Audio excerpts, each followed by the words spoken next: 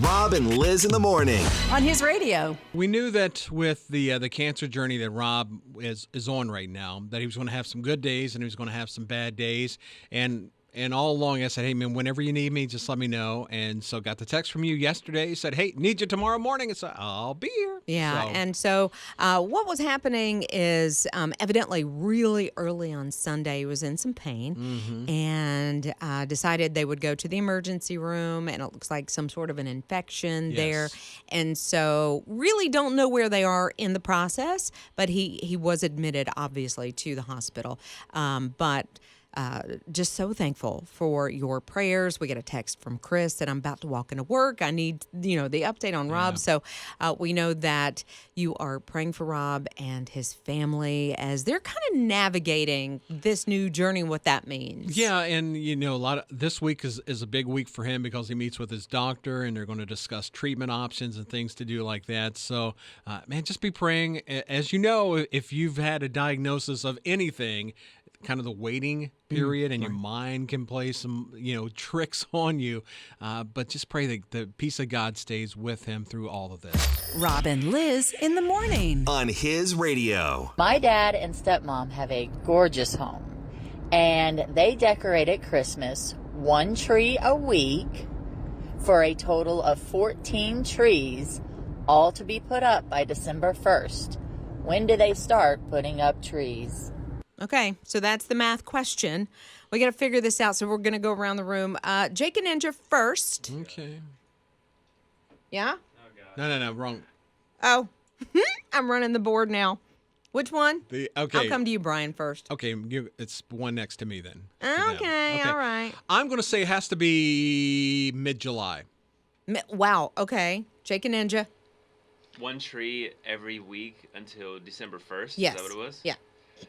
Yikes. Okay, let me pull up the calendar. No, that's cheating. It's too early for this kind of math. I'm going to say... Yeah, I'm going to say August. Okay, so just the whole month of August. You get to pull the whole month of August. Yeah? Yeah. Whatever. Okay, all right. Yeah, let's do it. Let's do that. Let's do Okay. How many again? 14. 14. So like once a week till December 1st. I'm September. I'm going to go with Labor Day. Labor Day weekend is when they start. Wowza. And we don't know because none of us counted. Well, you think about 14. So in every month you've got 4 weeks usually. Mm-hmm. So 3 months, there's 12. Okay. So there's September, October, November. So you got to go back a couple more. Okay, so July. Jake. Oh, so it is July. So Mary Ann says, so if I use the same process for taking them down, the last tree comes down in April. But then Michelle says, because I said mid-July. Okay, right. And math is not my strong suit. She goes, Brian. If 12 weeks cover September, October, and November, that leaves 2 weeks, not 2 months. And then she put the eye roll emoji. I mean, the face palm emoji, okay? A total of 14 trees. That means they start around the last week or two of August. Okay, all right. So also, we have an open mic trying to school us, trying to figure this whole thing out. When do these trees start going up? Good morning. It's way too early for math, guys. But we're going to give it a shot. If there's 14 trees by December 1st, let's go with the gentleman that said there's 4 weeks. Okay, let's just go with that. That would be start the 3rd week of August. There's 2. And then you've got September, October, November. Freedom 4 is 12, 13, 14. So by December 1st, you've got 14. Right? Rob and Lizz in the morning. On his radio. I always feel like when you hit Labor Day, every year, Labor Day, it's kind of like you're going downhill and the brakes go out. Because it just like flies to the end of the year. But we're already talking about the U.S. Postal Service, when we need to get those packages out so you make sure that they are delivered on time. So if you're going to use priority, which is the fastest and usually costs more, December 21st. You can mail something that late? Yeah, try it. I mean, I'm just $87. saying. I'm just saying, try it. Okay, December 18th if you want the first class mail and ground service, and first class also December the 18th, and December 16th is the cutoff for ground service. Okay, you so know. if that's the least expensive way to Yes, go, yes, is uh-huh. ground And service. so it's about 9 days out from Christmas at that point. Jess texted in today and she said Christmas starts after Thanksgiving. My husband, I think, feels the same way Mm-hmm. for the most part, although he's given me free reign Hey, to decorate whenever I Joey. want to. Joey. He wants to keep me Joey, happy. Joey, He's Joey. so good about that. Yes. About wanting to make me happy above all else. Yeah, and we were talking about there was a holiday market that was this past weekend. And I think you got to realize holiday markets and things like that, people are there to sell their items and stuff, and they got, Christmas shopping season. So people are starting to think about that. So I think that's, kind of the holiday markets and things like that. Christmas markets that are happening. And plus, I think, I don't know, this has felt like another tough year, kind of like 2020. Sure. This has felt like, let's see what parallel. Oh yeah, there was an election that year too. I just felt it's like it's just a lot. It's been another tough year, and so I think people feel good. Christmas makes them feel good, makes them feel nostalgic, and I've even seen people that's already put trees up already. I saw a girl on social that has her tree up. And I won't say that I wasn't like, oh, maybe I could do that too. And to me, it's maybe a little early for me. But I typically will start in the bedroom and put my tree up there because I have a little skinny tree. And I'll put it in there. It's rose gold and everything is like bronzy. And then I have a Grinch tree that's in my dining room. So that's the next one that'll go up. And these are all like little skinny trees. You have like theme trees throughout your house? I do. I only started doing this, and I've built it over the years, but I've only started doing this in the last couple of years. And I think it's maybe that empty nest thing Okay. that it brings me joy because, 2 of my kids are now out of the house. Wow. Yeah, and so I have one left, but I don't see him that much because he works a lot and, is always doing something. So I think that's it. It brings me joy. Rob and Lizz in the morning. On His Radio. So this is how I knew when I was a kid when I was in trouble. So mom would get mad and then she would, shout out your first name. Absolutely. And then she get a little bit more, you get on that second nerve and it's just like, and then you got the first name and your middle name. But when you got on mama's final nerve, she shouted out all 3 of your names. She had And to. sometimes she mixed you up with neighborhood kids. She goes, and mixing you up with names and stuff like that. But when she gets first and middle and last name, you in trouble. There are little indicators of when you have just hit mama's last nerve for sure. And you can use the open mic if you want to tell us, like, what was that thing, that just that little clue that let you know, here's something. Okay. Okay, I'm going to call out a name. Okay. Okay, so I go out on the front porch, just All right. like Brian's mom, and I'm like, Bartholomew Michael Sanderson, get in here. Does that name work? Oh, yeah, it does. Does it? It does work. So I could name a future child Bartholomew Michael Sanderson. I I couldn't so. do the Sanderson. It'd be Riles. Well, but yeah, I mean, yeah, then you're calling like Bart for short. you could. Barty. The Bart man. Yeah. So there, I like that. So is that how people are coming up with names now? Not necessarily coming up with, but just making sure it rolls off the tongue, that it sounds good together. It's called the porch rule. And so you go out. Because, I think about when you have a baby, you're rocking the baby, you're trying to name the baby, and you look at it and you call it some, older name. Yeah. Or even a shorter name. Like, how will you figure out that's going to work? Okay. And then if you're putting all those names, there's somebody my daughter went to school with, name was Taylor, and I'm like, why? Like, why would you do that? Taylor was the first name. Taylor was And the Taylor last was name. the last name. And I don't know the middle name. Was it Taylor too? I don't know. Well, I got a text from Sherry this morning at 800-447-7234. It's Rob and Lizz in the morning. I'm Brian in for Rob. She says, as a teacher, parents need to remember that your child will live with their entire life with that name, and they need to learn how to spell it. Have yourself a fabulous Monday. And Karen says she once knew a dentist in the town where she lives, William Williams. And she says, I think it is silly to be named the same first and last name. But at least you wouldn't forget it, I guess.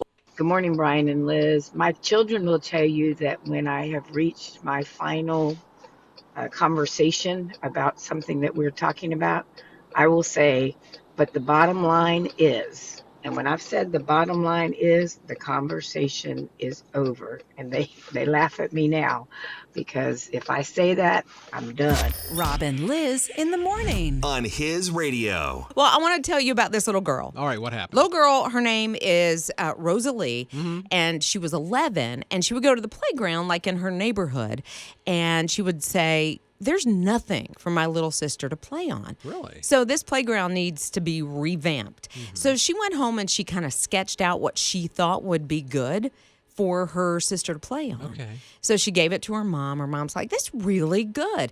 They submitted it to City Hall and said, here's an idea. If you're thinking about upgrading this playground, this is what you should do. They did it. Really? Yeah, so they had a budget already to upgrade this playground. And then they decided, look, we didn't have any ideas. We just had the money to pay for it. We didn't have any ideas.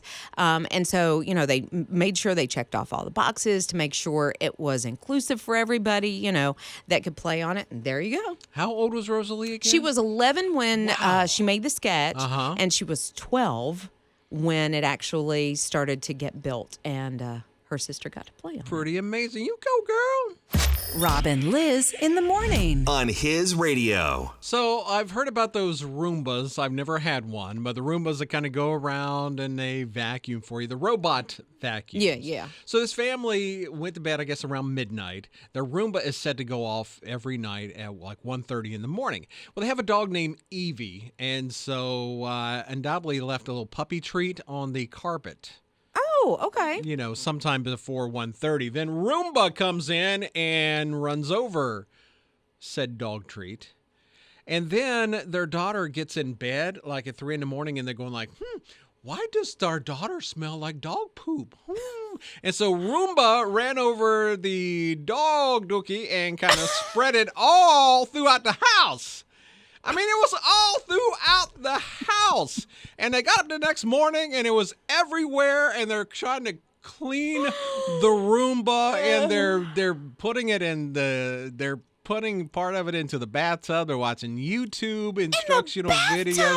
They're baking it in the oven, trying to get rid of it, trying to clean out little flecks of, dog treats. Stuff. Everywhere. And so anyway, thankfully Roombas do have a lifetime warranty, and even no matter what you've done to it, even if it's puppies and running over stuff that was left over, they will give you your money back on your Roomba. Hold up. Now I thought Roomba was supposed to actually pick up whatever's on the floor and put it in its little compartment and not spread it. So isn't it supposed to pick it up for you? That'd be a neat trick, but I've not heard of that. That's Rosie the robot from the Jetsons, as far as I can tell. A puppy Roomba. We'll take care of the stuff for you. Somebody needs to come up with a puppy Roomba. That picks up the treats. Picks up the treats, and then you don't have to worry about it. Yeah, I've got cats. I would totally buy one if it picked up hairballs. I mean, I saw a story last week that they're going to develop these drones that will go into your yard and pick it up. They have companies now, and I don't know what they're called. I've seen the little signs like when you get to an intersection and there's a company that will come and clean your yard of all the puppy stuff and will haul it away. Yeah. I guess they haul it away. I don't think they put it in your trash can because that would be terrible. I pull up and I'm like, have we got that lazy that we hire somebody? We scoop your poop. Rob and Liz in the morning on uplifting and encouraging His Radio. So in the midst of everything that happens during a hurricane, sometimes you get a little glimmer of hope among things. So Laura and Basil live in Florida. So Milton was coming through and they lived in one of the evacuation zones and we have got to get out of here. So they left, and when they came back to kind of survey the damage, see what was going on, Laura kind of looked down in the yard and she said, what is that? There's like a silver key ring in the yard. What is this? So she went over and picked it up. It wasn't a silver key ring. It was her husband's wedding band. And they have matching bands. So the storm was so strong that it ripped his wedding band off? Nope. It's been missing 9 years. Oh my goodness. 9 years. They did like a home improvement project 9 years ago. At some point, he lost the ring. Then, I guess in a yard somewhere, they have somebody that comes and does their yard work once a week. And I guess it was finally the storm that was able to bring the ring up from wherever it was in the ground, and they were reunited with the ring. That is so cool. And especially, like you said, Brian, when you go through something hard, like the hurricanes, Helene, Milton, that came through. And then, like, sometimes you can just get so overwhelmed by the bad. And then God gives you this little ray of sunshine, this little piece of hope to say, but I was with you through it all. And what was once lost can now be found. Rob and Lizz in the morning on uplifting and encouraging his radio. Sardines. Nope. How about some sardines today? Sardines are good. There's a lady in North Carolina, and that's all she has ate for the last 3 months, and it's helped her diet. She's helped her lose weight.